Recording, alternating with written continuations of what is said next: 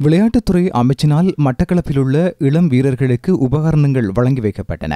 இலங்கை cricket சபையும் இலங்கை பாடசாலை cricket சங்கமும் இணைந்து மட்டக்களப்பு மாவட்டத்தில் உள்ள பாடசாலை மாவட்ட அணிகள், பயிற்சியாளர்கள், கிரிக்கெட் சங்கங்களுக்கு விளையாட்டு உபகரணங்கள் வழங்கி வைக்கப்பட்டன. இலங்கை, வியட்நாம் ஆகிய நாடுகளுக்கு இடையிலான நல்லுறவை வலுப்படுத்தும் வகையில் கடந்த 55 ஆண்டுகளாக நடைபெறும் கலாசார பண்பாட்டு விழா மத்திய மாகாண ஆளுநர் தலைமையில் நடைபெற்றது.